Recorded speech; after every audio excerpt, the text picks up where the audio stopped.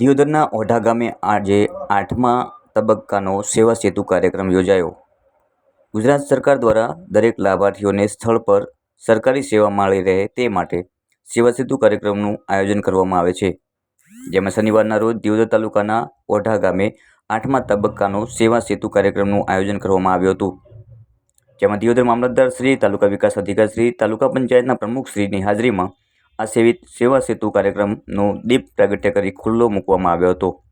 જેમાં ઓઢા સહિત આજુબાજુના વિસ્તારના 10 જેટલા ગામોના લાભાર્થીઓએ આ સેવા સેતુ કાર્યક્રમનો લાભ લીધો હતો. જોકે બીજી તરફ ઓનલાઈન સુવિધામાં સર્વર ડાઉન હોવાથી મોટાભાગની સેવા ઠપ જોવા મળી હતી. જેમાં કેટલાય અરજદારો અટવાયા હતા.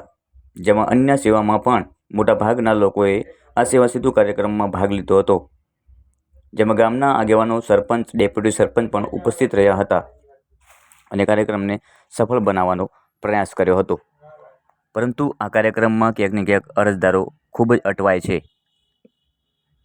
સવારે 10 વાગે શરૂઆત થાય છે, પરંતુ 12 વાગ્યા સુધીમાં સર્વર ઠપ થઈ જતાં આખરે અરજદારો અટવાય છે.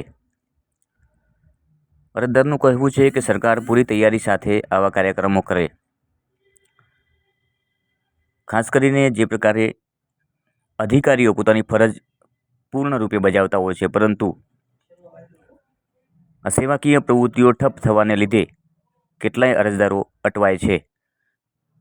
માટે પૂર્ણ તૈયારી રૂપે આ કાર્યક્રમને સફળ બનાવવાના પ્રયાસો કરવા માટે ખાસ કરીને સર્વર ના ડાઉન થાય તેવા પ્રયાસો સરકારે કરવા જોઈએ. ઓઢા ગામના આ કાર્યક્રમમાં મામલતદાર તેમજ તાલુકા વિકાસ અધિકારી અને તાલુકા પંચાયતના પ્રમુખશ્રીનું ગામ લોકો દ્વારા સન્માન કરવામાં આવ્યું હતું. તેમજ આવનારા તમામ અધિકારીઓનું, તલાટી કમ મંત્રી તેમજ આરોગ્ય વિભાગના કર્મચારી, મહિલા કર્મચારીઓનું પણ સન્માન કરવામાં આવ્યું હતું. રાજગજ્જર, ક્રિષ્ના કિંગ મીડિયા.